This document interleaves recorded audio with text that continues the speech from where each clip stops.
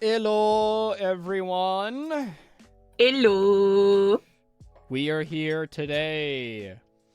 We have arrived. We are alive, sorta, kinda, maybe not, but A bit. a year closer to the grave. Yippee. Yippee! Mocha is with me right now. Technically, everybody in the little server we have can join today, so I don't know who will join us eventually, but we'll see. Thank you, Cass. Thank you very much. I'm good planning D&D stuff for my upcoming campaign. That's awesome. So yeah, hello Thomas, hello Nemi, hello Cass, hello everybody. So, if you have read the title of today's stream, you know that we will be doing a ranking today of almost every single game we have played throughout the last year. I have prioritized, like, games that we have played. Like, if we haven't finished a game, then it's because I either don't expect or don't know when we'll be back to it, so I'm putting it up now on the tier list. And if there's other games, and there's one exception, DMC5, we will get back to that. It is on the tier list. It is on there because I want to glaze the game. That is the only reason it's on there. Toby wants fan service. Yes. Other than that, it has been a priority to get, like, the games in that we have actually beaten, you know? So, DDLC, not on the list because we did not beat it, and I don't expect to get back to it. And,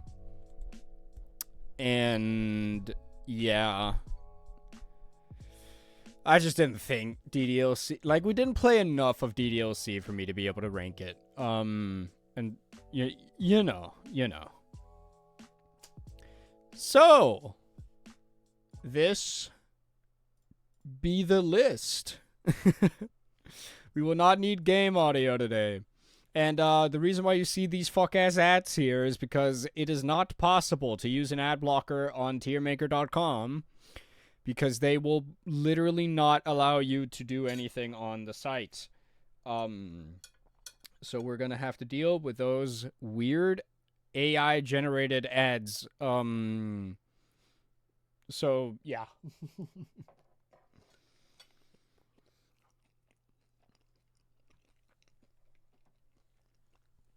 Here is our lineup of games in order.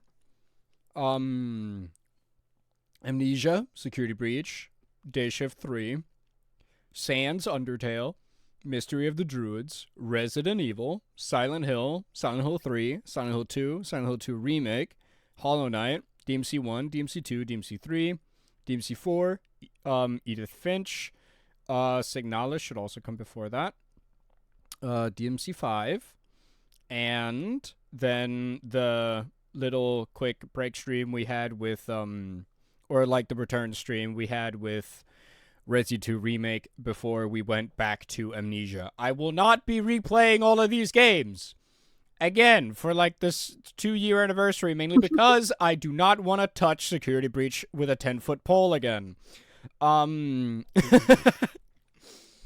Toby, it has the cheese touch. It does. It very much does.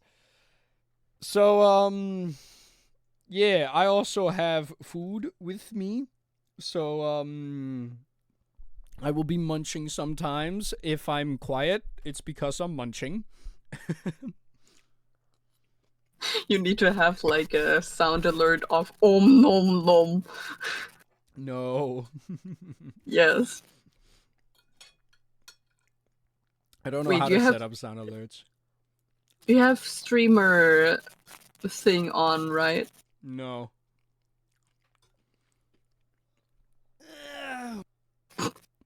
Luckily they couldn't hear the soundboard. I win again! No! Dang it! Let's go!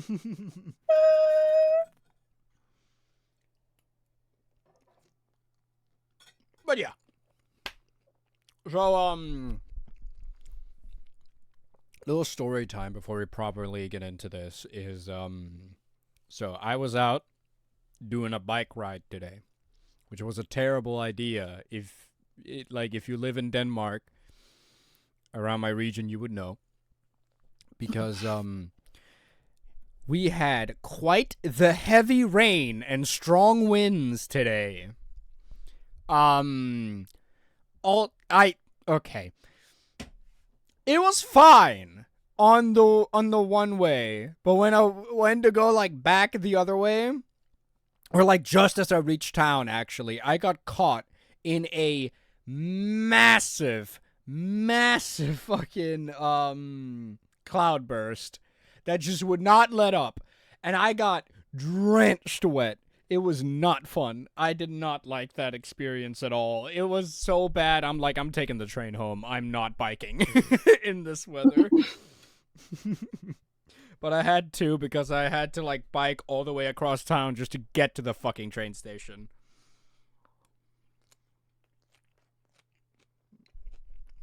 So that was unfortunate. But oh well. Happens. So, actually, I have a thing we need to do. We need to add a row below this one. Oh, no. You can stay And there. call it, I'm not touching that with a 10-foot pole. No. We're a lot more direct on this channel. We'll call it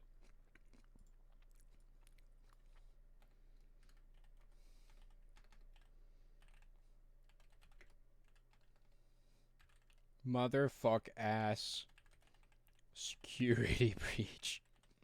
That's not how you spell breach. Motherfuck ass security breach. I think we all know where that game goes. or what game goes in that tier.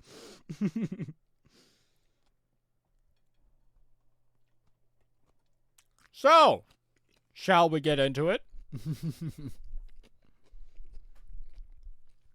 I kind of wish Amner was here for Rating Amnesia. I have texted her. She should know we're doing this, but I don't know if she's seen the message or is even able to like come today. We'll see. But I can hold off on Rating Amnesia until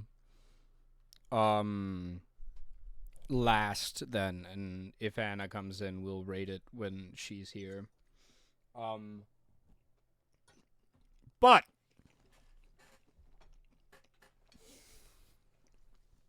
security breach. I do want to go over my thoughts on each of these games from what I remember. Security breach. Oh, security breach. Okay.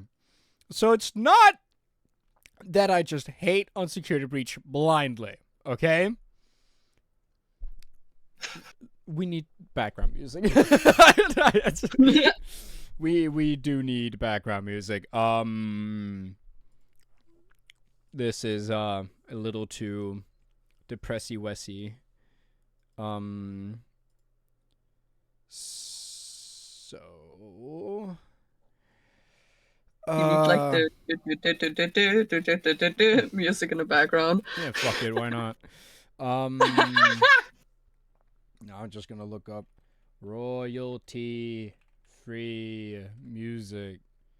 Royalty free YouTuber music. Music literally every single YouTuber uses at least once playlist. Yep, that works. Yep. We're in a chat. All right. Nice elevator music. I wish it was the Coconut Mall. Isn't it? No, it's not. Windmill Isle. No, it's Sonic not Unleashed. Coconut Mall. Coconut Mall needs to be in here somewhere. Let's see.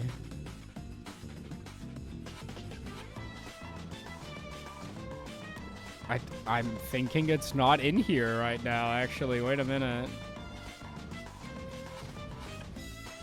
Are Not all of really. these music... Are all of these royalty free? It's all I don't know. Nintendo. It's game music, so we might be cooked, But it's chat. Nintendo. This game, this is not. This is a Sega game. It's, Sonic is not Sega fucking is Nintendo. Nintendo. It's not the same. it is now. No. Fuck you. It's not. This game didn't even release on a Nintendo console. The closest you got was the Nintendo bought it.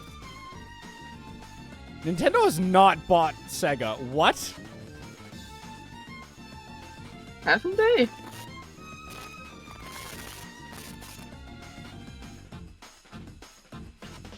No. Huh. Sega just provides them with third-party games. Interesting, never mind then. My parents once again talked shit.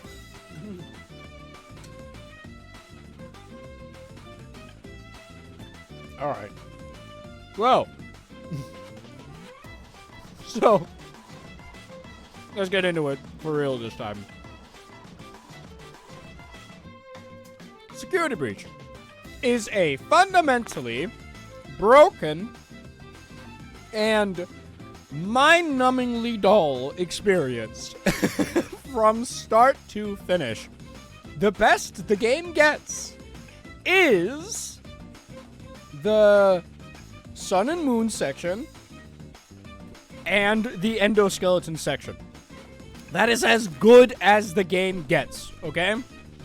Those sections are... section is so funny. Huh?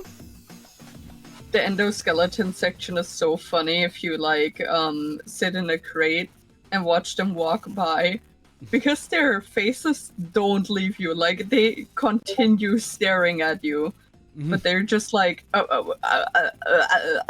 and can't find you, so they just walk past you while staring at you. But yeah, so like, putting Security Breach there now. So yeah, that's as good as the game ever becomes. And like those sections are fine, but let's not forget the endoskeleton section. After you finally like, you might die once, but after you've died once, you know how it works, and you're not gonna die again. The Sun and Moon section in the daycare, Moon can literally get caught on any piece of geometry because his pathing is awful. He can only fix it by jumping.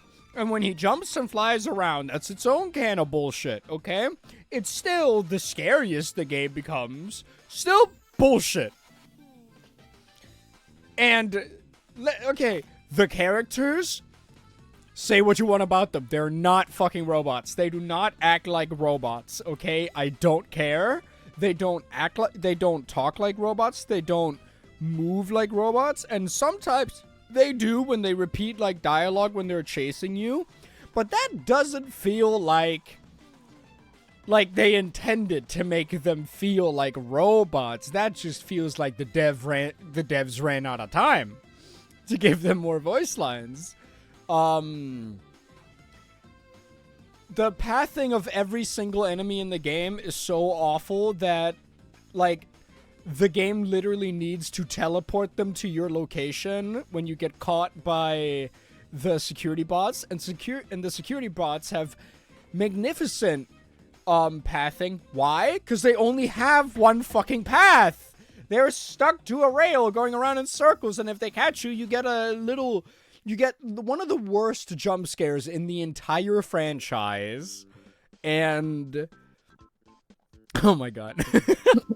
You get one of the worst jump scares in the franchise, and then you're stuck for like a second, discombobulated, trying to like find out where you are, and the animatronic that was in the area has been teleported to your location,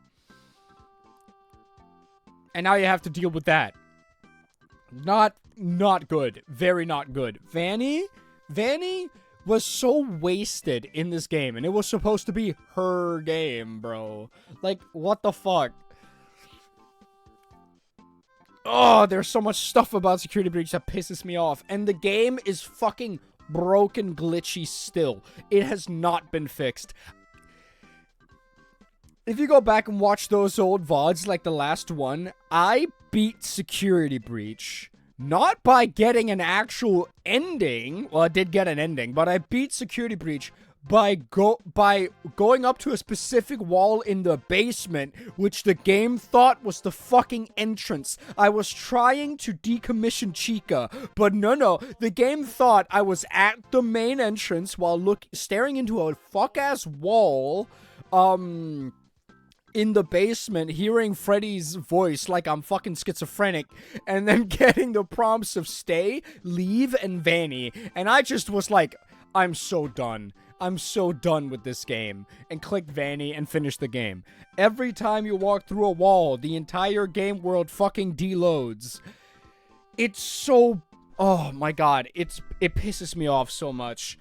And what pisses me off even more is that Security Breach literally looked at the final product of Security Breach after like a couple patches and was like, we're happy with the current state of the game. How? In what universe could you be happy with that?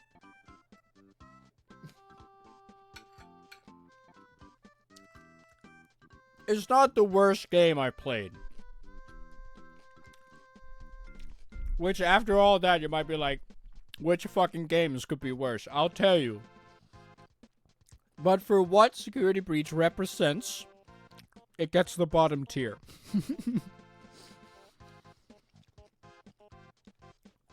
So. Oh, hello. Yo, Toby, happy birthday. Thank you, Tim.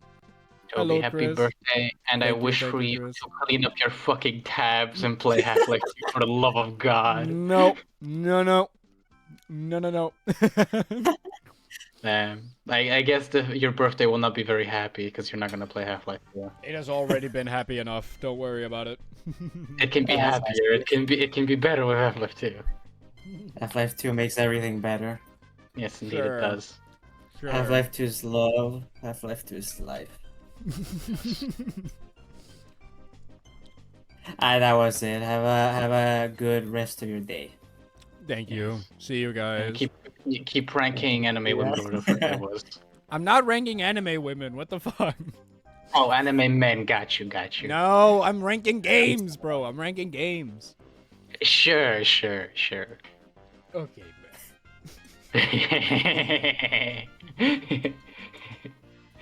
Right, Bye. Alright, see you.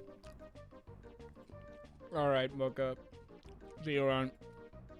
Just two friends cast. They haven't really been on the channel, so. Alright. Whoa. Back to discussing video games. Day Shift at Freddy's 3 is amazing. It is. It might get S tier. It might get S tier. It is one of the best written games that we have played on the channel, bar none. I am actually about to glaze this FNAF fan game so hard. It is funny. It is introspective. Like it has heart. It has character. It rounds up this story of shit posts. Fucking Day Shift at Freddy's 1 and 2 are shitposts. They just are. And Day Shift at Freddy's 3 goes beyond shitposts to become, like, legitimate art and ties together all of the story points of fucking Day Shift 1 and 2 so well. It is actually peak. It is actually so fucking good. And, like, even though Direct Doggo, the creator, has, more or less disowned the Day Shift of Freddy series, he has made a little game called Dial Town, which is a dating sim where people have phones for heads. And if you have interest to see like where his writing is now post post like whatever the fuck, post Day Shift, go check out Dialtown. It's really fucking funny. As well. But yeah, Day Shift of Freddy's 3 is legitimately awesome and such a good story, ties up so well, has so much stuff you can do. It's a tycoon. It's a tycoon, and it's a tycoon that's better. It is a game that is inspired by and is better than fucking Pizzeria Sim. It is so much better than Pizzeria Sim. It is a miracle this game runs on fucking RPG Maker. So yeah, please, if you haven't, do yourself a favor, check out the Day Shift series. It is so fucking good. And especially Day Shift of Freddy's 3. It is... Oh, it is so good. I can wholeheartedly recommend it. I have zero complaints about Day Shift 3.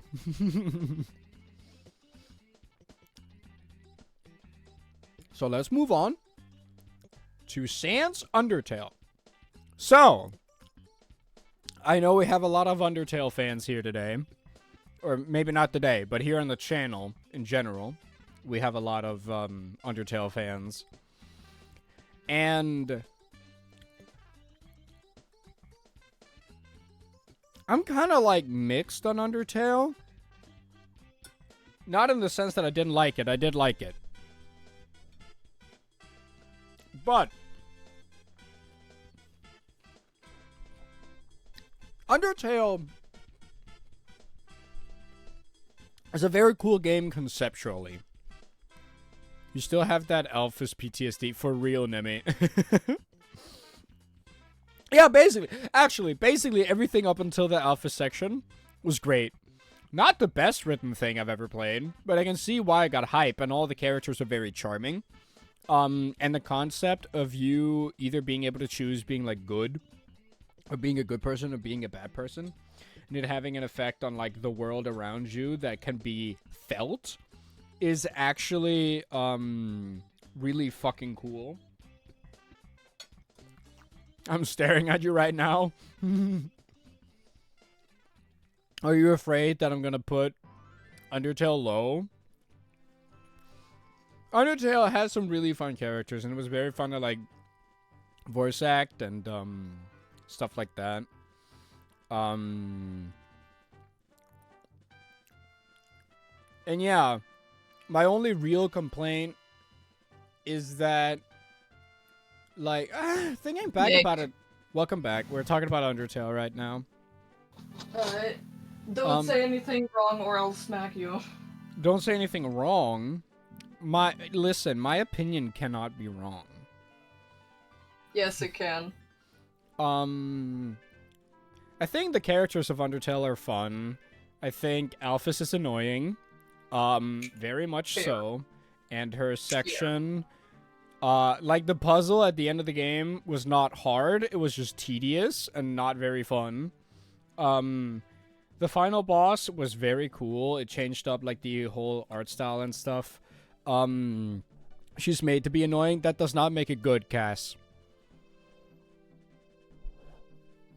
She can be, like, annoying. She can be slightly annoying and you can still get the point across, or you can, like, have other characters express that they think she's annoying without having to, like, annoy the player as much as she did. It does not make it better at all. But Undertale as an overall package goes in A tier for me. Like, it was very fun. It was very good. I don't have that many complaints, but the Alphys section was dreadful. And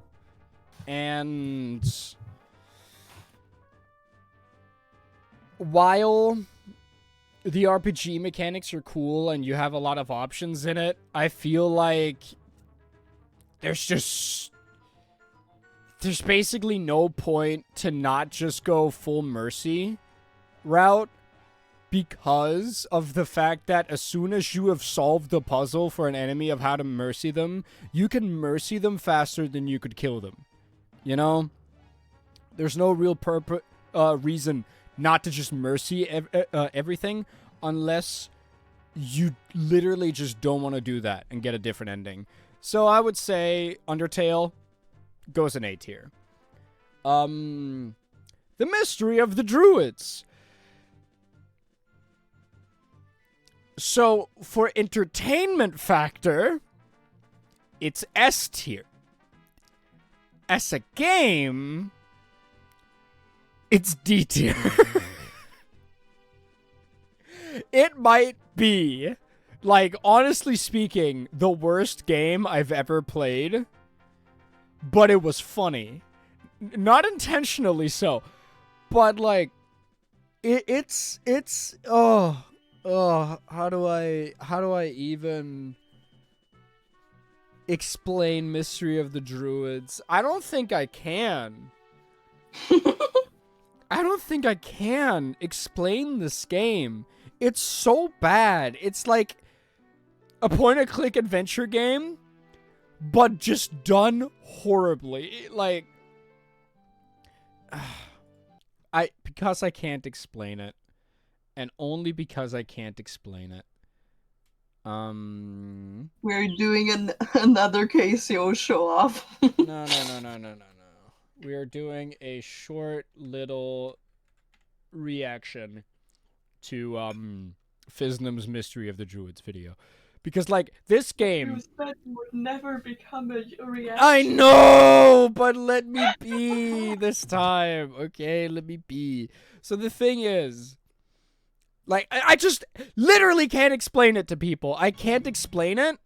This game is... Alright, see you, Cass. This game is just... It's the Room of video games. It's the Tommy Wiseau of video games. Like, watch this shit. Woman spotted! Woman? God,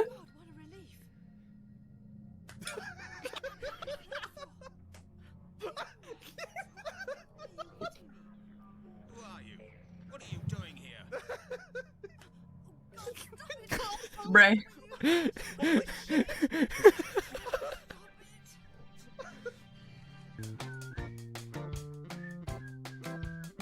Everything's fine.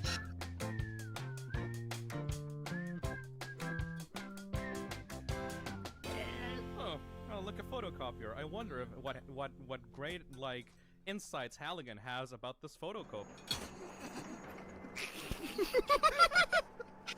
He left. He was told, Halligan, you have to solve a murder. And then the second he So, I'm not gonna watch more of that now. But I'm just saying, like, for entertainment value, this might be the greatest game of all time. But as a game, why is it a D? yeah, as a game, it's like, it is objectively horrible. Like, the And game... why not give it like fun points and put it up to C? Because it's a low C. unplayable. But it's funny. Listen, the game barely works on modern systems and has, despite being on Steam, has not been upgraded to, like, run well on Windows 10. I don't even know if it runs on Windows 11. And, like, the game just... It's so obtuse, you need a guide to beat it. There's a section of the game where you get, like, 3 doors to pick from. And you just have to, like, be able to know which one it is. There's no clues to the puzzle. The game gives you no help at all. It's so bad. Like, but it's so fucking funny. And I can't, like, I love it, but I hate it. You know? I don't know, like... It'll be the top of D tier because it is actually comedy gold. It's not comedy genius, because none of it was intentional, but it's comedy gold. Resident Evil 1, another game that has unintentional comedy gold in it for its horrible, terrible, atrocious voice acting. Should I find a clip of it? Should I? You almost have to when you talk about that game. Yes.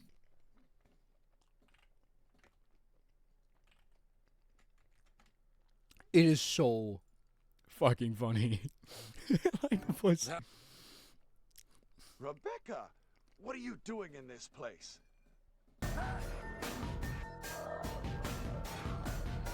I forgot this video had a Game Goonie.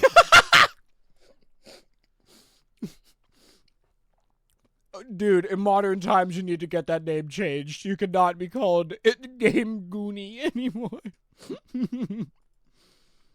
What is this? Stop it! Don't open that door! Don't open that door. It is almost harder to voice act on purpose this badly. Like, it is harder for me to make it sound as unnatural as this than just like saying it normally. What is it? What is this? What is it? Blood. Hope this is not Chris's blood. What is it? He sounds like a barbarian speaking. What is this all about? I can't figure it D&D out. barbarian confirmed. Here's a lockpick. It might be handy if you, the master of unlocking, take it with you. That was too close. You were almost a jiggle sandwich. Don't scare me. Oh, oops.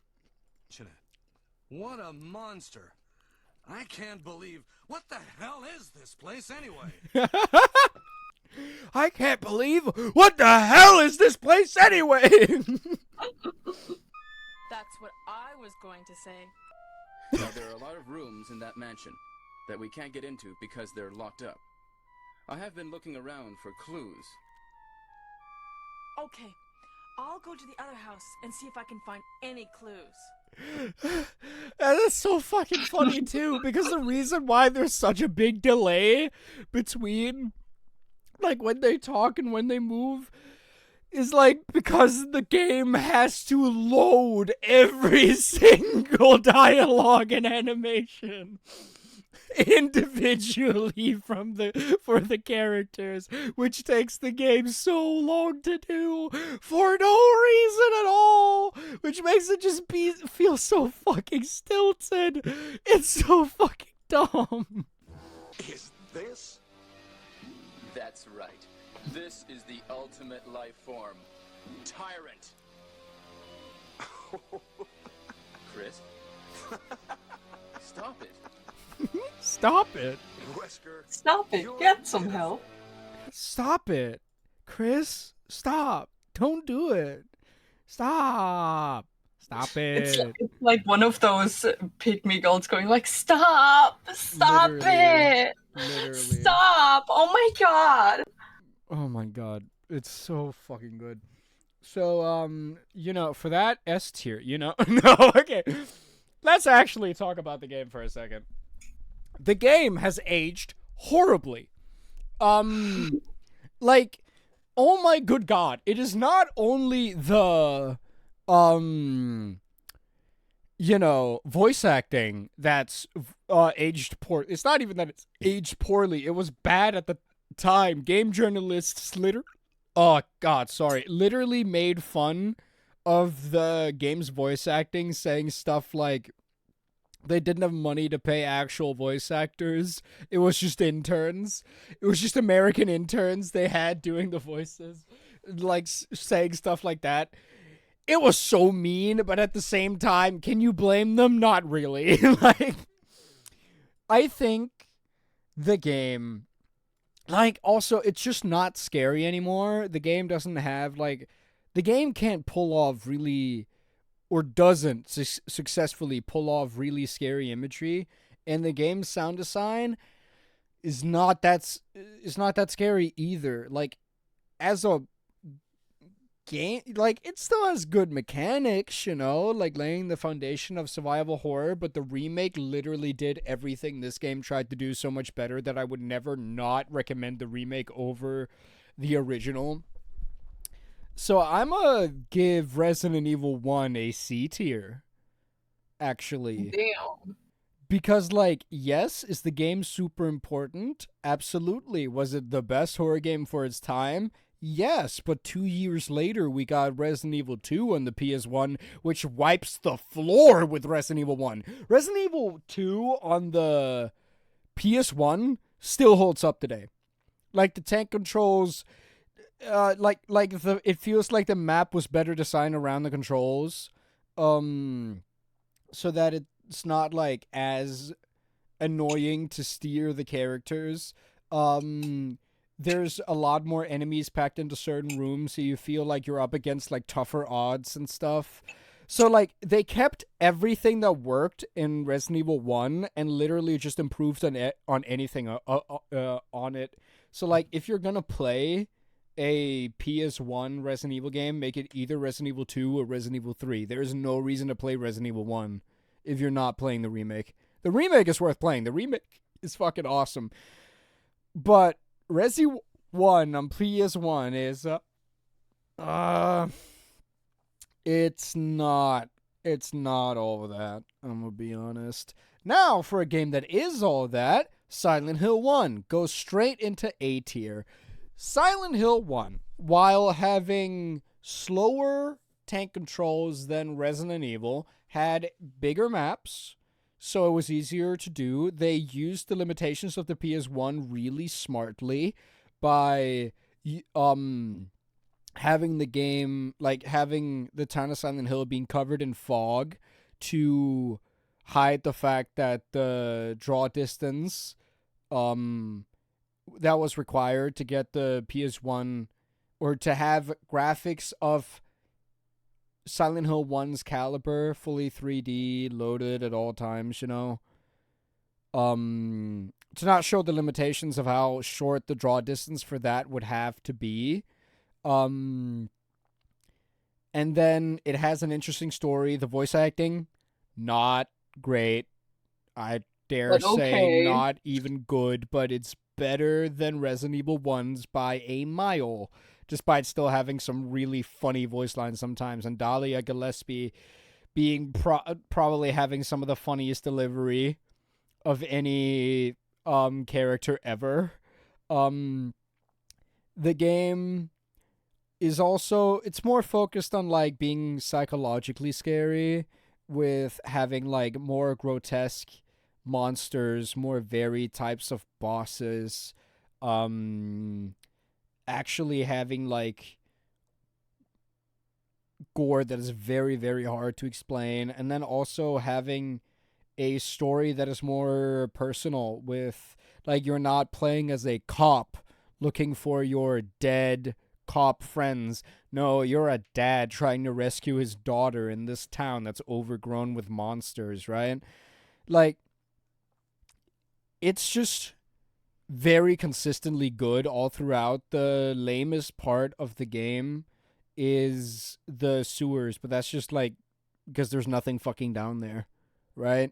Everything else about the game is great. The soundtrack is awesome, and like Silent Hill 1, 2, and 3 soundtrack are songs I would just listen to, you know?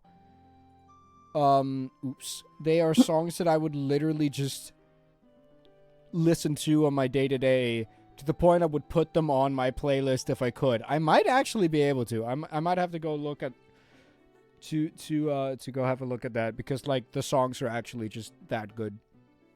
But yeah, Silent Hill 1, probably the scariest game you can get on the PS1. Still holds up fairly decently today. And it's just overall a fun time. Silent Hill 3. It's a direct continuation of the story from Silent Hill 1. And like, from a writing perspective, it is just as good, if not better, than Silent Hill 1.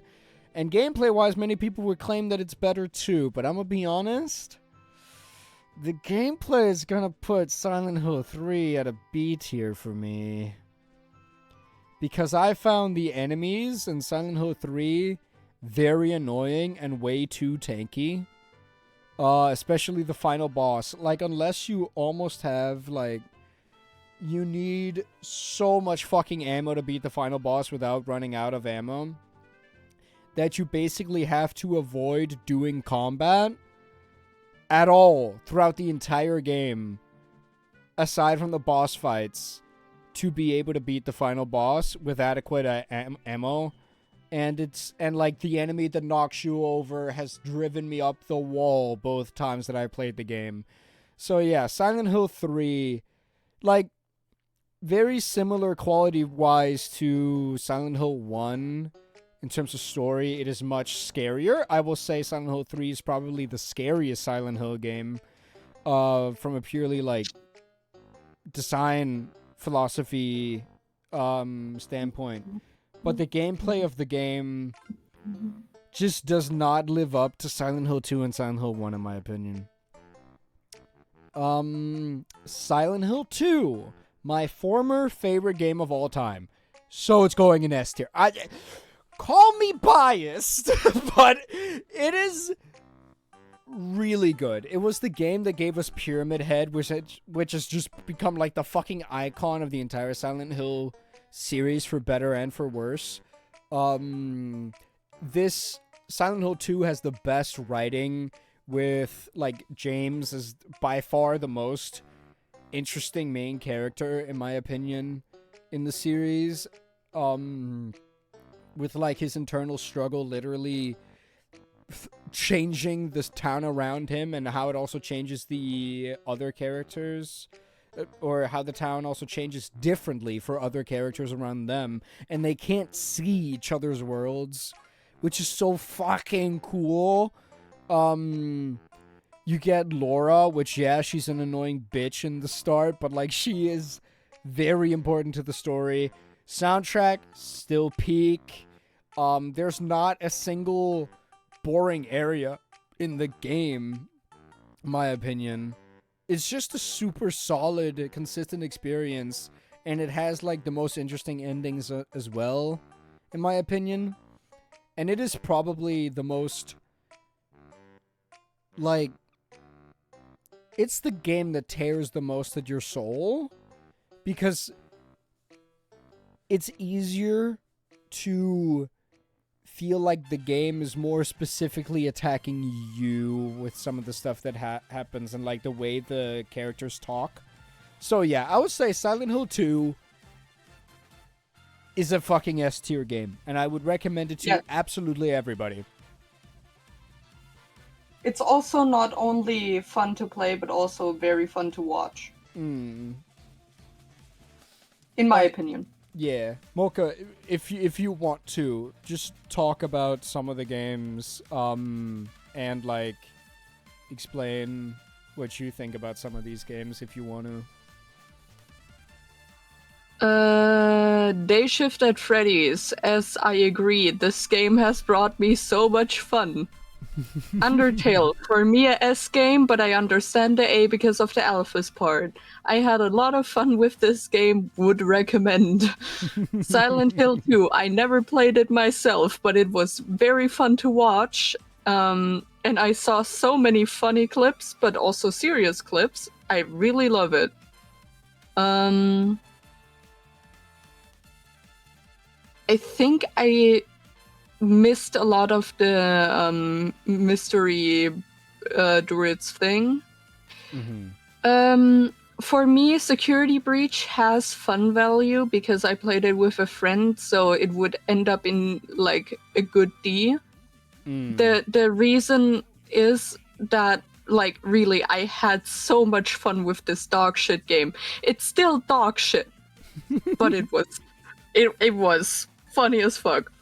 That's I also fair. like tried all of, like, when the game got updated and patched and shit, I tried so many times the Roxy Railway glitch, and I actually had a save file where I ran over Roxy twice.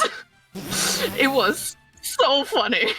It's so funny because, like, the patch that they made only patched out, like, everything speedrunners were using, and none of the other glitches. Yeah, the thing is, when you went to Roxy Railway, the first time on that save file, how I got the glitch was just walking too close to the track itself. Oh my then god. Then the second time, I was like, oh wait, they patched my route. Let me try something. Looked up what they patched and was like, but they didn't patch the stairs. Walked up the railing of the stairs, got into like an area you're usually not supposed to be at, like the area where people would sit if the like The bleachers, you know, right? And then just jumped on the track and immediately got the cutscene again on the same save. Oh I my laughed my God. ass off. Silent Hill 3 was fun to watch, although Vincent gave me trauma because of my own character, Vincent. Yeah, Vincent is fucking creepy. But I'm gonna be honest, like, as much as, like, Vincent is creepy as fuck, I adore him purely because he's such a snide asshole about everything. He's like, oh, Absolutely. but did I not foretell this outcoming? Like, he's such a dick. He's such a pompous asshole, but it's so fucking funny. And, like, okay, I gotta say something about Silent Hill 3 as well. When you're in the hospital and you get those love letters written to you, that might be one of the most effective pieces of horror in the entire franchise. I don't know if it tops the cassette tape scene in Silent Hill 2 where like the entire game gets recontextualized, or the scene that implies that Angela got raped by her father in terms of like horror, but it is very scary to feel that stalked in a game. So I will give like Silent Hill 3 huge credit for how they handled specifically that part of the game. Yes. So, Resident Evil 1, I've only seen Toby play it, and it was fun. There were parts where I was like, oh hell no, I would never play this game myself in my entire life, but that is also because I'm a, how to say it, pussy. And the game itself, I found the like when you go into another room, the like door sequence, I know it was for loading, but I like that aspect. Yeah, it's much better than just getting a black screen for a few seconds. Yes. And Resident Evil 2, I don't remember much of Resident Evil 2 right now. It's fine, we haven't really gotten to it either. Yeah. So let's wait for that. Alright. Resident Evil 2 Remake. Oh.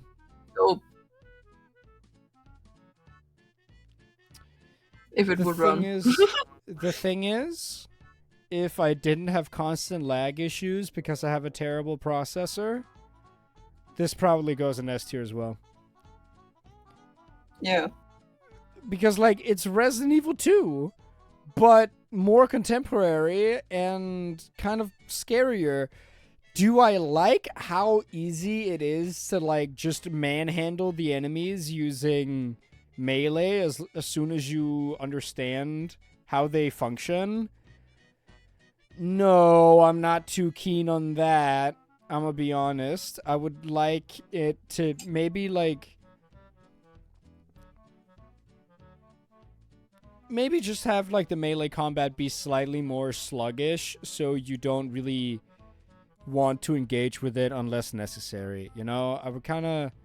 I would like that, because as it is right now, it's a little bit too easy to, like, Dark Souls dodge everything that basic enemies has to hit you with. But aside from that, it's Silent Hill 2, but for a modern audience, and I cannot fault the game for that. Granted, I didn't play much of it, but what I did play was absolutely amazing. And I would definitely recommend both versions of Silent Hill 2.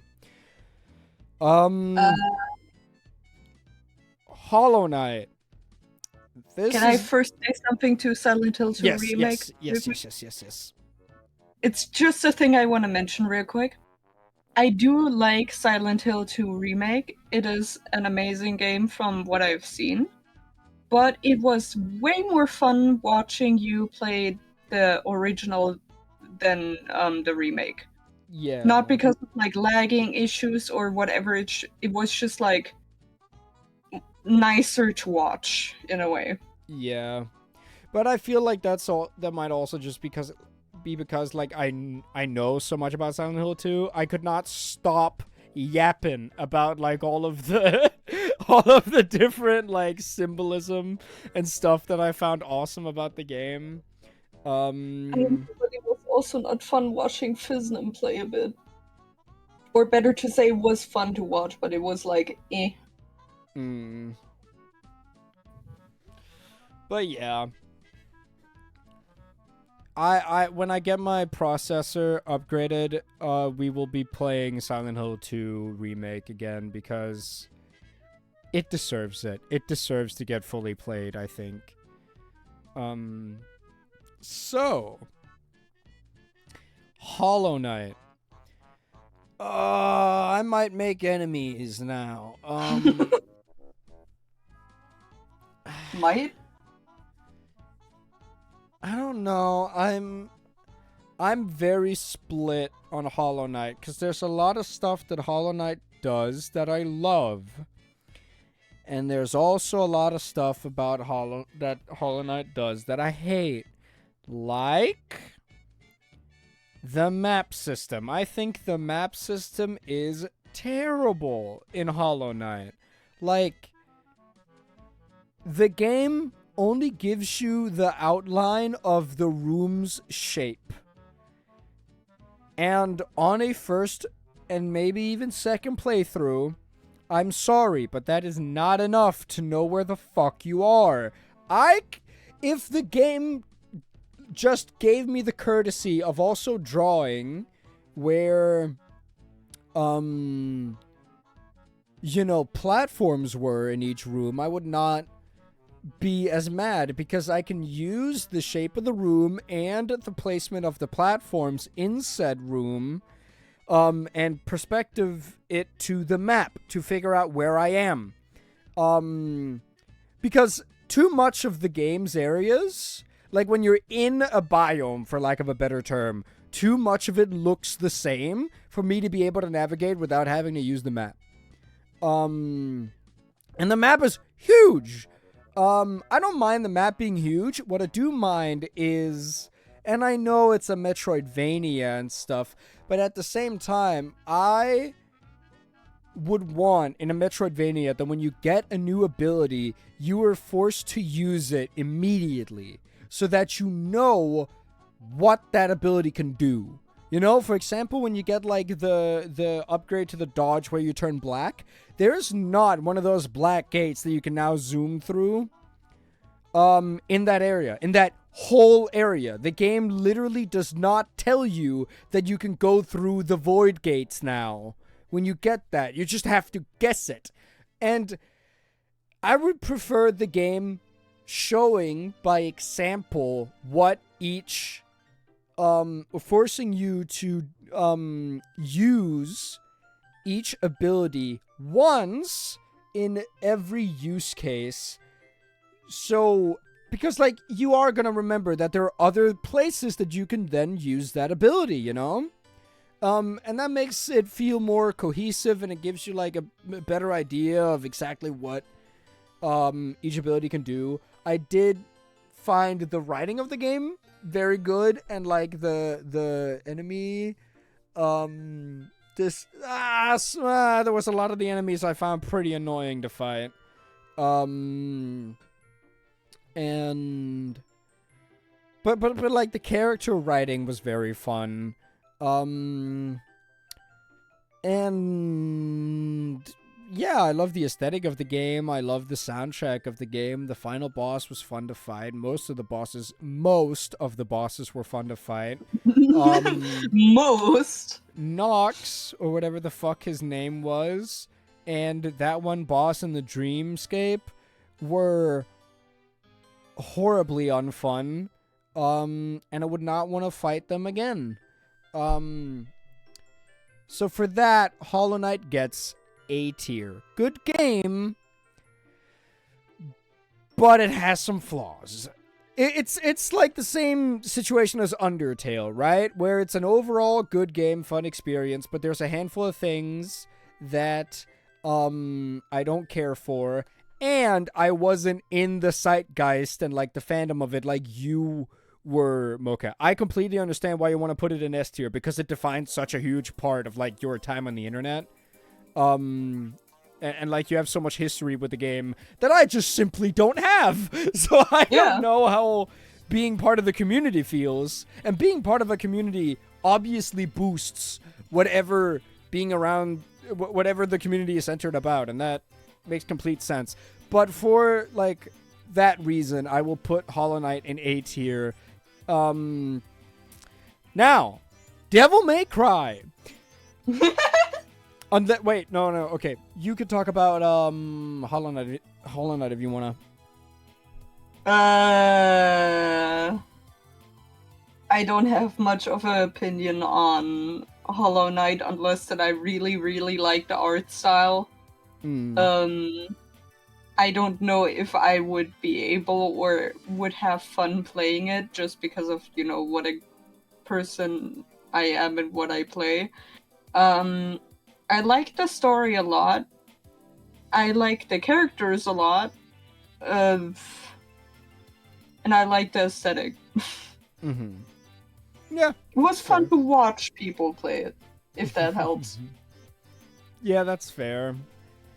Devil May Cry 1.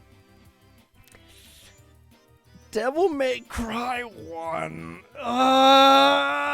Devil May Cry is like one of my favorite franchises of all time, but I have to like be honest with myself.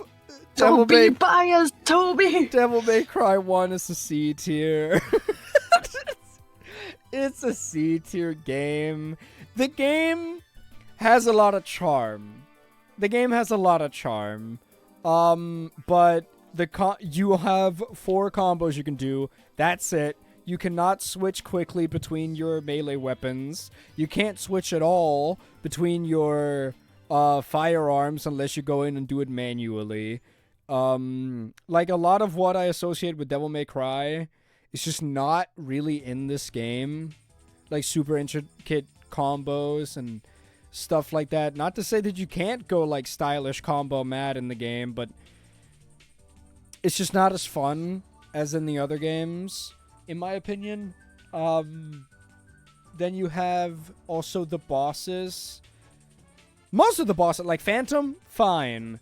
Nello Angelo, amazing. Love that boss. Griffin, I don't know about Griffin. And Nightmare was like the first 2 Nightmare encounters were fun, but the last Nightmare encounter was not that fun. What I do not like that they did is that every boss in the game was reused either twice or thrice. Yup. Like, I don't see why we have to fight Griffin 3 times. Why we have to fight Nello Angelo. I see why we have to fight Nello Angelo 3 times, because he's fucking Virgil, right? Makes sense. But I don't see why we have to fight Nightmare 3 times. I don't see why we have to fight Phantom twice. I don't see why we have to fight like...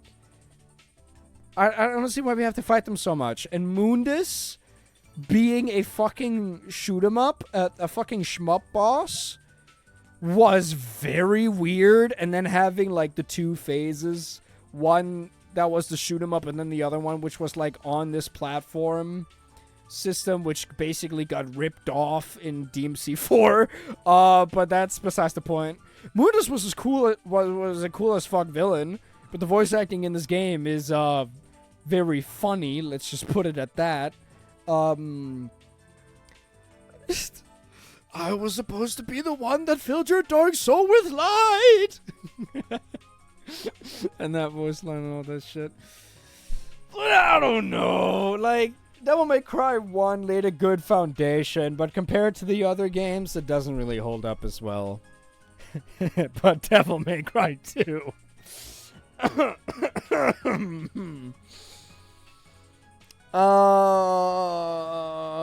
Devil May Cry 2. We all know where this game is going.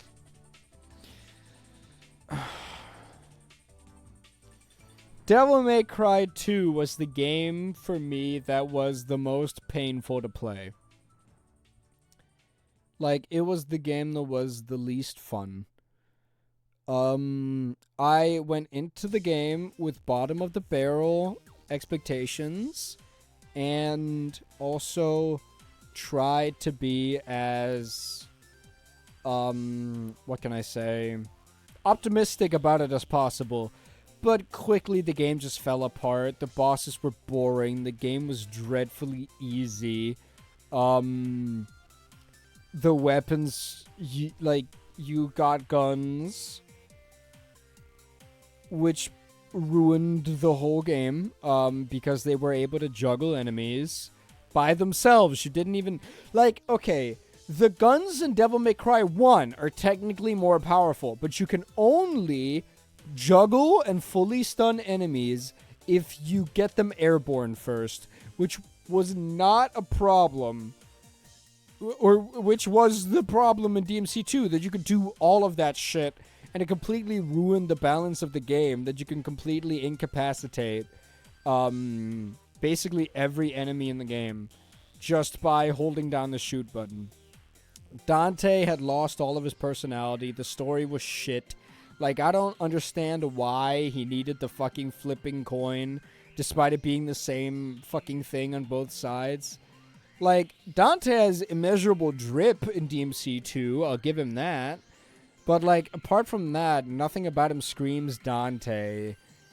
And it's just, like, really boring. Lucia had basically zero character of her own. And yeah, it was just not fun. I think that was its main sin. It was boring. It wasn't bad to the... Well, it was bad to the point of being infuriating, but it wasn't bad to the point of being funny. It was just... Except that one time where I had actually lost my mind and me and Goose were laughing our asses off at just, like, the realization of how terrible the game was. But yeah, the game just...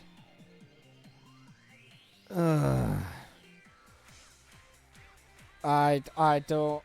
The game was just terrible. It was just boring. It was terrible. None of it was fun. And at the end of it, I was actively upset with the game. I was not having fun. I was getting angry at it because I just wanted it to be over, but it kept dragging on.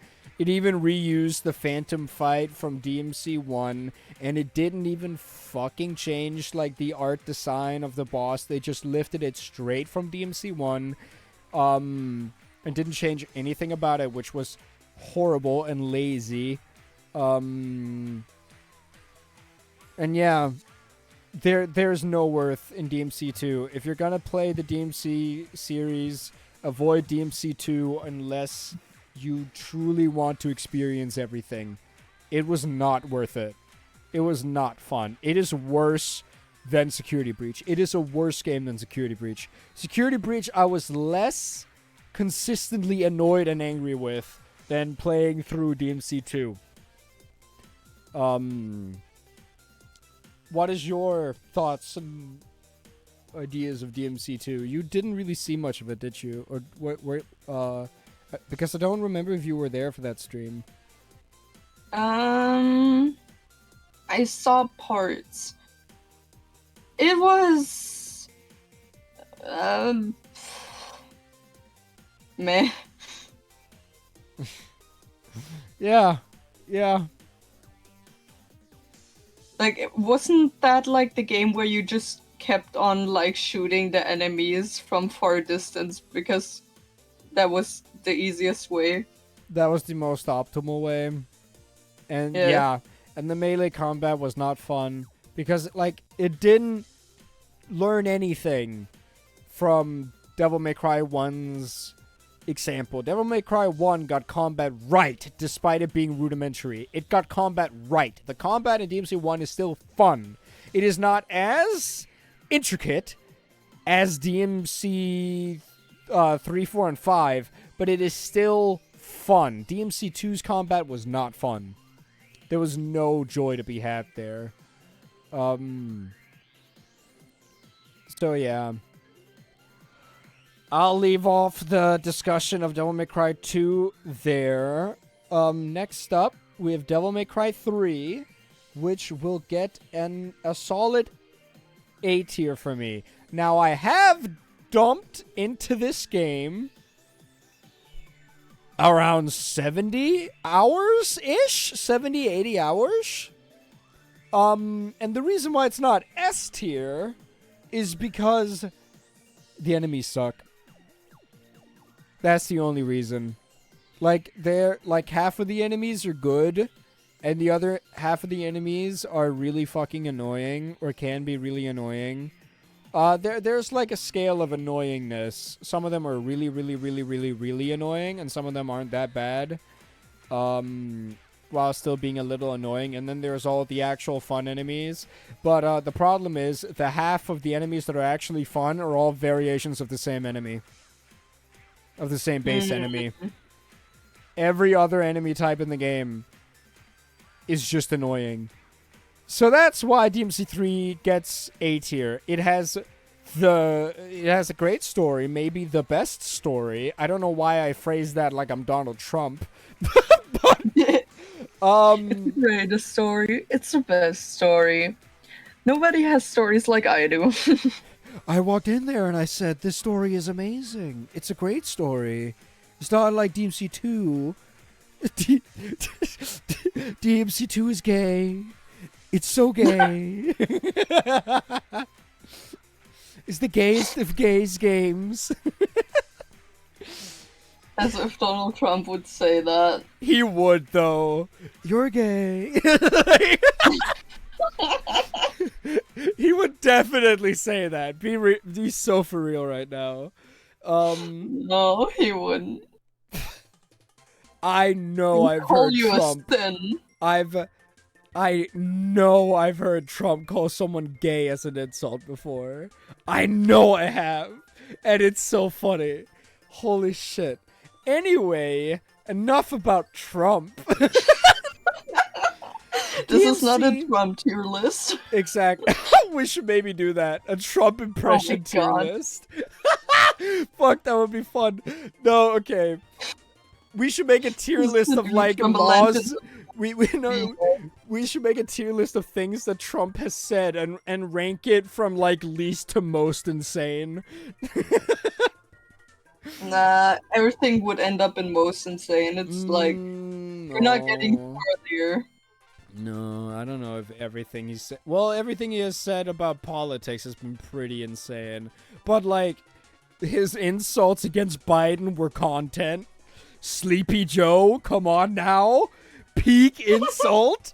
Like, it's so... Like, that's such a good insult the rest of the world adopted it. Like, come on now. But okay, fuck it. Back to Devil May Cry 3. Devil May Cry 3 would be an S tier game if all of the enemies were great. It has... Oh, does it have the best boss lineup? Does it? I don't Isn't know. Resident Evil not Resident Evil? DMC 3, the game where you got annoyed at the time thingy. Time thingy? Yeah, there was like a sand clock in the middle. Oh, yeah, that was DMC3. I realized I was just skill issuing really hard because the way you beat that is just beating all of the enemies in the room before the timer runs out, which is not that hard.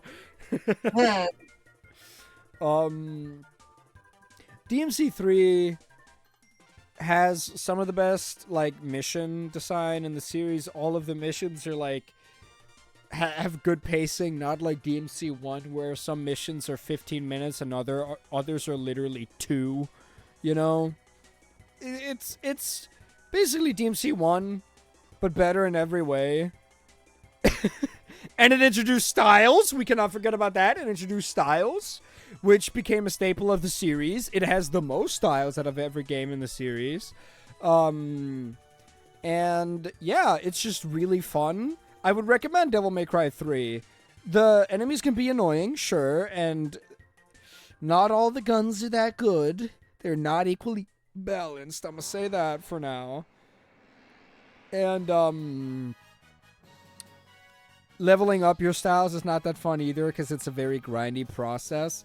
But overall, it's a really good game. It's an A-tier game with possibly the best story in the entire franchise. So, do you have any opinions about DMC3, Mocha? Not really. It was fun to watch you rage. Fair enough. Then let's move on to the horniest Devil May Cry, Devil May Cry 4. Devil May Cry 4, in my head it flip-flops between like DMC 1 and this game, which one I like more. But if I have to be honest, Devil May Cry 4, I would say I like it more. It's not as complete as DMC 1 is, but it has better bosses than DMC 1. It has better gameplay. Like, the gameplay in DMC 4 feels tight. It feels good. Dante is a little bit overwhelming. Some of his weapons feel like pool noodles. But, like, the point is still, like, there's a very good amount of sauce in DMC 4. I do like it less than DMC 3, because the second half was obviously rushed and unfinished. Dante's inclusion feels a little bit tacked on. It has some weird stage gimmicks sometimes, which I'm not a really big fan of, and stuff like that. Like, everything apart from the gameplay, I have mixed feelings about, and that's why it goes in like B tier. It's very middle of the road for me. Devil May Cry 4, but I would still recommend it. It's a very good game. So yeah. Do you have any opinions about DMC4? I like the cutscenes from Dante. What the hell is this? No, I mean, like, when he was playing with the, what was it, anglerfish Oh. for example. Yeah, when he was sniffing ass. Yeah. I don't. Or yeah, when yeah. he was beefing with Neuro, it's fun. Yeah, the cutscenes in DMC4 are awesome. And it has by far the hottest versions of Trish and Lady, but that's besides the point. Barely besides the point. Yeah. There's a reason I called those streams Horny May Cry. Yeah. Horny May Cry. But I think it's time we move on to What Remains of Edith Finch. Which goes in S tier. Whoa, okay. It is a I walking didn't expect it, honestly. It is a walking simulator, and I usually don't like walking simulators, but I went into the game expecting that, you know? So it didn't bother me at all. It was not really a short experience. We played for what, like 4 or 5 hours or so? Yeah. About that, so like it has a good length to it.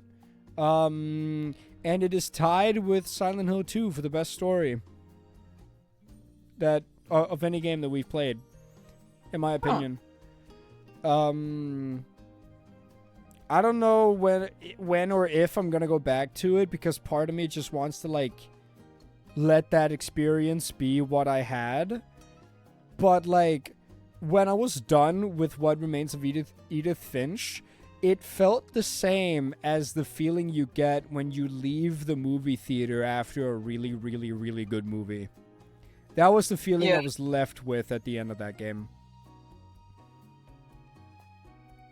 But, like, I don't have much to talk about with, like, gameplay stuff, because I'm like, what fucking gameplay is there to talk about? You just walk around a house and get story fed to you, which is fine.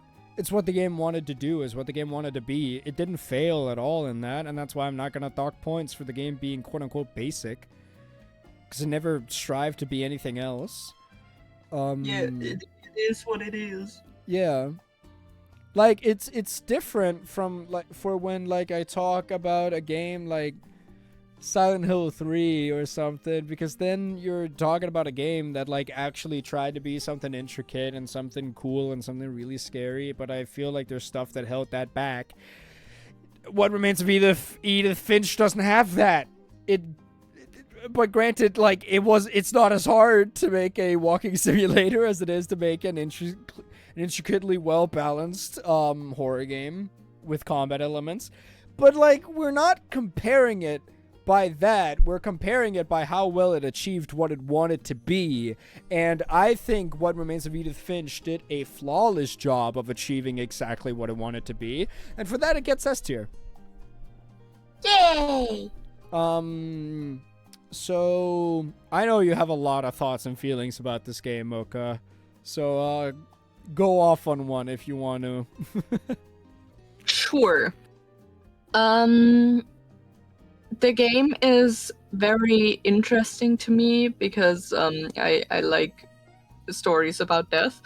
But it's also interesting to me in the sense of hearing so many different people practically talk about their quote-unquote experiences and hearing those different stories. And since I'm a person that can set themselves into stories quite well, like how do you call it, I get invested hard, so stuff like that is exactly my tea, you could say.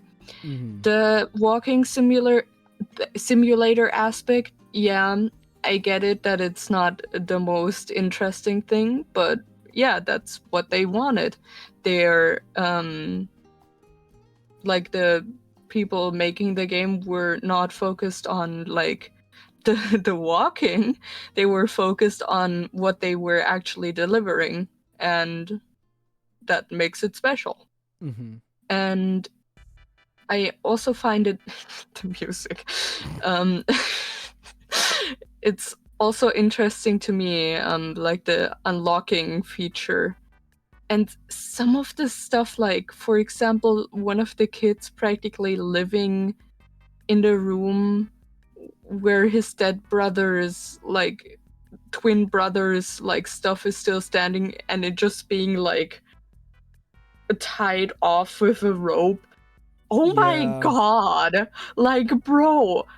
And also I'm sorry, but like... And also him leaving a goodbye letter hidden in, like, the fort above his brother's bed is also, like, just deeply heart-wrenching. Yeah. That's exactly why I like the game. It is really good. It is really good. I have no complaints about What Remains of Edith Finch. Like, the only thing that I could even complain about, which is a tiny, tiny nitpick, is the fact that the game optimization didn't seem like it was all that good, with, like, it constantly hitching. And, or, like, at the start, when you just boot into when you get into the house, it disappears. But when, like, you're in the forest and making your way to the house, I felt like the game had some, like, lag issues, some optimization issues right there. But, like, as I said, they go away as soon as you get to the house. That's the only complaint that I could give the game, and it's not enough to put it down at all. You just need to, like, get over that. It's fine, you know? So, yeah. I guess, let's move on to Signalis, which goes in B tier. I already talked extensively about what I thought about Signalis after we beat it. So I don't feel the need to go over that again. I'm gonna be honest. So, unless something jumps out at me, I don't think I'm gonna explain it. People can go back and look at, like, the old VOD and see what I thought about the game at the end of it. But if you want to, you can explain what you thought about Signalis from a viewer's perspective. Sure. The art design was dope. Like, I like the art style. I found the story a bit confusing. I definitely need to watch, like, explanation YouTube stuff soon. I liked watching you rage. Thank you. Although I missed your worst raging part, I need to watch the VOD for that.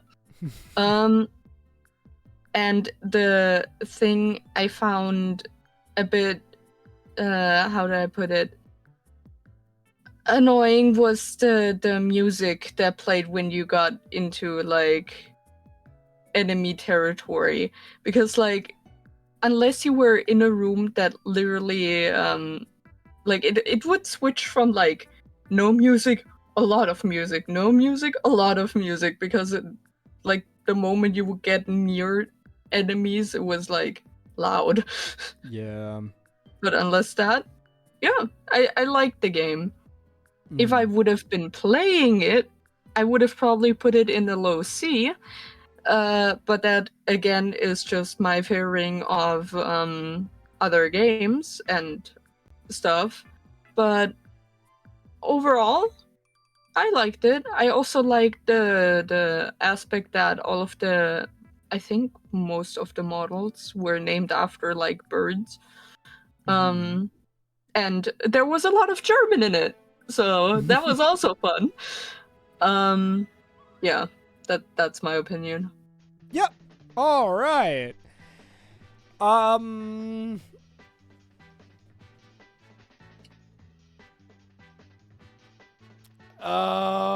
Do I want to glaze yet? Do I want to be a dirty, dirty little glazer? Glaze at the end. Glaze at the end, Vish. Okay. I'm still gonna be glazing Resident Evil 2 Remake because it is the best hard survival horror game. There are soft survival horror games like the Silent Hill series. But then you have a hard survival horror game, or quote unquote true survival horror game like Silent Hill 2. No, Resident Evil 2. And it is just, oh, it's so good. I genuinely love Resident Evil 2 and everything it does. The story can be a bit campy at some time. Like, the story is not like a 10 out of 10 masterpiece, but it is a very scary game. It is a consistently scary game. It has the perfect runtime of a horror game of around 7 hours, 7 to 8 hours. The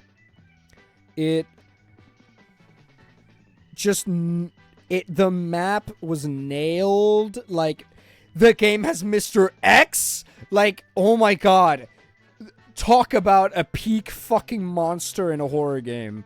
Like, him actively being in the building with you and searching for you. So fucking good. It has iconic horror enemies like the Licker. Like, literally a flayed body that walks around on all fours with its brain exposed. awesome fucking monster design.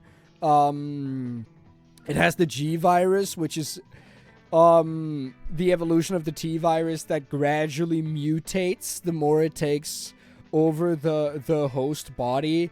Like, it is just, like, it is up there with Resident Evil 7 as probably the greatest solid survival horror experience that you can get.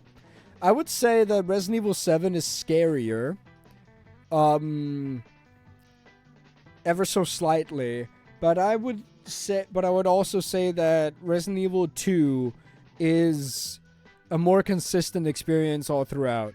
And it is the game that I would recommend to absolutely anybody who wants to get into survival horror as their first game. And then after that, I would recommend Resident Evil 7. After that, I would recommend Amnesia: The Bunker. And then after that, I would be like, go wild, go loose. And Toby, why was your idea then to fucking give me Resident Evil 4? Because it's not a survival horror game, it's an action horror game. That's true. You should play Silksong sometime. I'm gonna, Thomas, don't you worry. I could actually get it now. I've gotten a lot of money for my birthday. But I kind of want to spend it on something else than just another game, you know?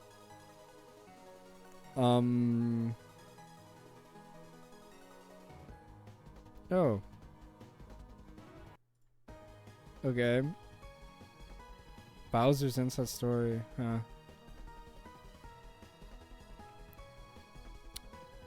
But yeah, like, okay, basically, if you look at this tier list, right? Ooh, Nemi, get him, sick him, get rid of them, get rid of the bot. No bots allowed.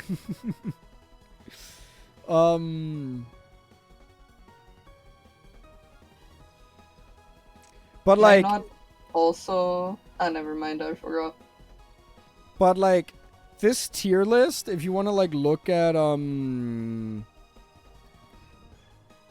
this would basically, like, the further you go up is that if this was the first game I played in its series, like, the higher up on this list it is, the more likely I would be to play the sequel. And when you get to like the A tier, if that was my first game, I would check out more of the franchise. So like, when Deltarune is finished, I'll play Deltarune. When I get I'll get around to Silksong eventually. And then with the S tier, I've already played every single game from those series. So like, yeah, all of Tony's viewers are cheap as fuck. What the fuck, man? It's not very cool to say. Also, thanks, Nemi. Good, thank you. Pat, you did good. Exactly. Very good. Pat, Nemi. Good girl. Good girl, you get a mod treat later. You get 5 minutes free time off your bunker. Off the cellar. Nemi scrambling to unban them. To the light. Eyes like a hawk, caw. Yay!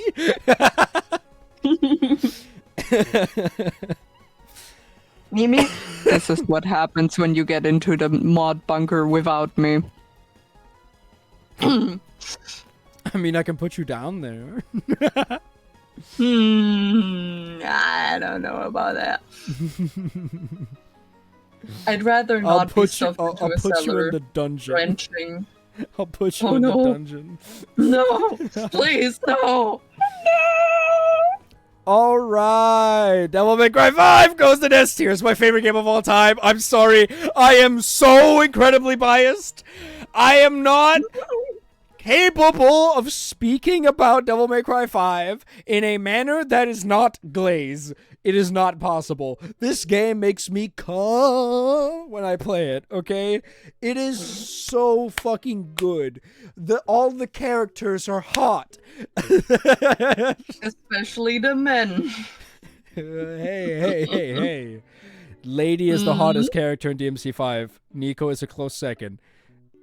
You want me to rate? You want me to rate the characters on a sexiness tier list? I'll do it right now. I'll go through the list. I'm not afraid. I'm not afraid. Not today, please. Also, the Wii music in the background. Yes. So, Devil May Cry 5, favorite game of all time. It has the best.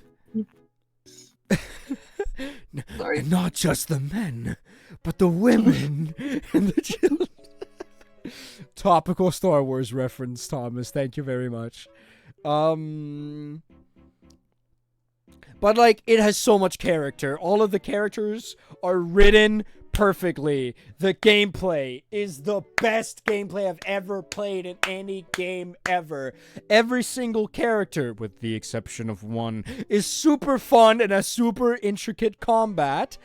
Like the mission structure, while yes, very linear. This is a fucking hack and slash game. Why do you care about like, this game isn't the Dark Souls of level design? Fuck you. It doesn't fucking need to be. It's just good. It's just so good. It has so much depth and the skill ceiling is so high. There's so much space for like player expression, which is super. Is it still okay? Yeah. We still have 10 minutes left on. Which is super important for like the franchise as a whole, and it's just the game where I think you can show off the most and like do the coolest shit. There's a reason why most of the modern or like most of the combo videos you see today are from DMC5, because it's just the ones that you can do the most intricate shit in. So yeah. I don't have any complaints about DMC5 other than the fact that I think V is a good character. V is a good fun character. It's just in comparison to everyone else in the game, he's the worst. He also has the worst bosses.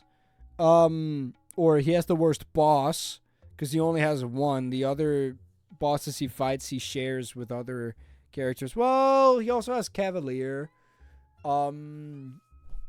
Like on the horse, Cavalier Angelo on the horse. That's a pretty good fight. So, yeah. DMC5, favorite game of all time. I'm very biased. I don't care. I simply do not care. What is your thoughts on DMC5, Mocha? I mean, the only experience I have myself with the game is you coming over it. But I like the modding scenes. Like I like the people that mod the game, especially with Virgil and his garden chair. I really like Dante's behavior. It brings me a lot of joy. Nimi has literally a persona in the game called V. And even with Bird, and let me think. I like the dumb shit that happens. For example, like the scene where Neuro gets smacked by the truck but survives because he like was in the hole of the door. Like, bruh. And then him just sitting there with crossed legs. That is me on a Sunday evening trying to avoid the Monday. It's it is literally like JoJo's Bizarre Adventure levels of stupid sometimes, but that's what makes it so fucking good. Like, yeah. I love Devil May Cry 5. I would recommend it to absolutely everybody. A lot of people have it like on equal footing, and sometimes people have Devil May Cry 3 higher than DMC5. I just don't see it. Devil May Cry 4 also does some stuff better than DMC5. Like, these games, like DMC4 has the best physics, and one enemy that trumps, or one enemy combo that trumps anything you find in DMC 3 and 5. DMC 3 has the best story, but DMC 5 is the best all-around package. For sure. And now for the final game, which I wished Anna could have been here to do. We could save that one actually, because I have more stuff that I want to get done with Amnesia. I might just let's save it. Let's save it. Yeah, let's save that. Because like I also want to play Amnesia the Bunker. I think maybe one of these days, like when after we beat Amnesia, then like the day or 2 days later, I will start upstream just in the middle of the day, and we'll just beat the entirety of Devil May Cry 5 in one sitting. As we did with like DMC 1. DMC 1 took 6 hours. I have more experience with DMC 5, but I'm gonna be honest, that is probably gonna take 8 hours. That might be a Signalis situation where I play for an ungodly amount of time. But yeah, that's what we're gonna do, I think. And then after that, I want to play Amnesia the Bunker for you guys, because Amnesia the Bunker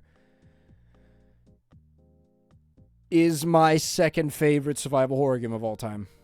It is not the second one I would recommend, but it is my second favorite survival horror game of all time, next to Resident Evil 2. It is also an S tier game. And I want to be able to glaze that game as well. Just get it good and glazed all over the place. But I want to get into that when we're actually playing it. So, but yeah, that's the tier list. We're done. Just at like the 2-hour mark as well. Like that is pretty fucking well timed, I would say. An hour and a half to make a tier list with all the games that we've played throughout the last 2 years. Like it feels like more and also less than what I expected it to be at the same time. But that's what happens when you spend 3 months beating Hollow Knight. Thomas, I have also been looking at it the whole time, and it gives me the same vibe as the Jet 2 holiday thing.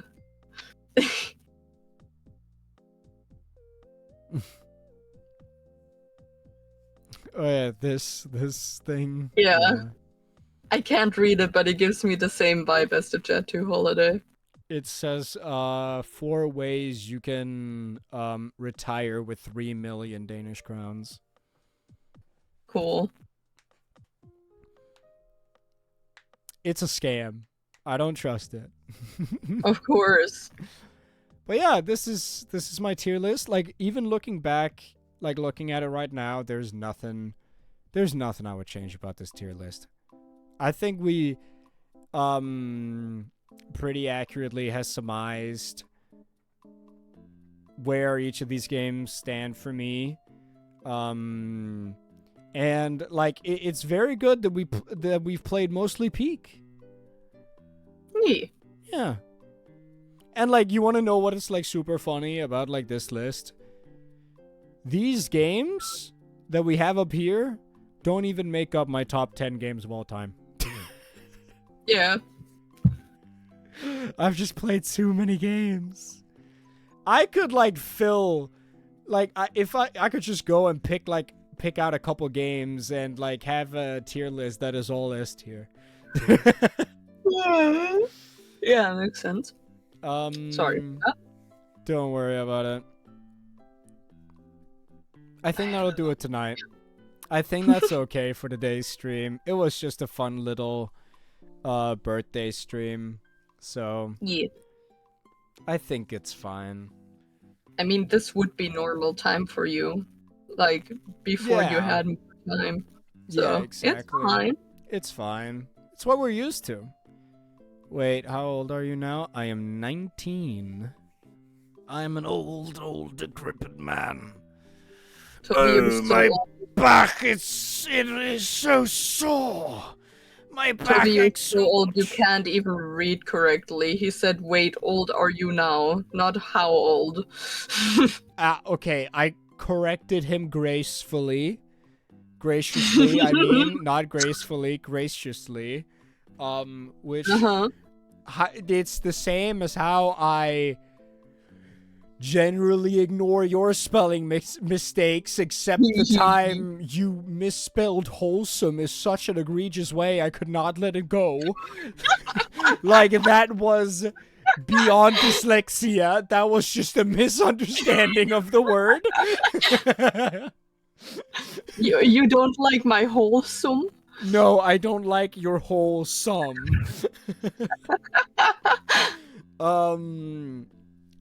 But yeah, that's it. Thank you everybody so much for watching. This fun little tier list. And it is not the same thing. So we stop this now. You could also like take this as like a recommendation list, which is like B tier and up are games that I recommend, right? B tier and up are games that I would go like, yes, I think you should play this. DMC 1 and Resident Evil 1 go in the camp of, if you like the franchise, I think you should play them, right? If you played DMC 3 and 5 and you love those games, go play DMC 1 as well. If you love like the Resident Evil series, go play Resident Evil 1 or go play the remake. The remake of Resident Evil 1 would be an A tier game. That is a game that I would recommend to anybody. And then you have Mystery, or then you have the D and the bottom tier, which are games that I would not recommend to anybody. Unless you want a quick laugh with the Mystery Druids thing. Basically, unless I'm playing the game with somebody, like, if somebody, like, said, I'm gonna play this game whether you want me to or not, I'm gonna be like, let me at least be there to laugh at the game with you, you know? That's the category those games go in. I would not actually recommend you play them, not even if you're fans of the franchise. If you're a fan of FNAF, I would not recommend Security Breach. If you're a fan of DMC, I would not recommend DMC 2. So yeah. That's the tier list. I hope everybody had fun watching this. And yeah. Without further ado, I'm gonna say good night, everybody. And good night. Is there a game that's so bad you would recommend? Oh yeah, Mystery of the Druids for sure, but play it with a guide, because otherwise you're not gonna be able to beat it, and you might not even be able to get it run or get it to run on like newer systems. But yeah, Mystery of the Druids is so bad it's good. It is the Room of video games. It is so funny. But yes, as I was saying, thank you everybody so much for watching. This was fun, and it was fun to like reflect on all of the games that we've played throughout these past 2 years. And I think it could be fun to make like these tier lists a yearly thing. Like every August we look at all of the games we played the past year. Or like maybe every day, like every birthday of mine, we go back and check all of the games, or like we go back and rate all of the games that we played throughout the years, or throughout that year. I think that could be fun. That would be like a consistent thing. But we'll see. We'll see about that. Well, without further ado, everybody, thank you so much for watching for the third time now. I hope you all sleep well, and yeah. Get more sleep than me. Yes. and me as well, please, for the love of God. I haven't been sleeping much lately, and it's bad. And more sleep than Nimi. Definitely more Yeah. sleep than Nimi. Yep. Good night, everybody. Good night.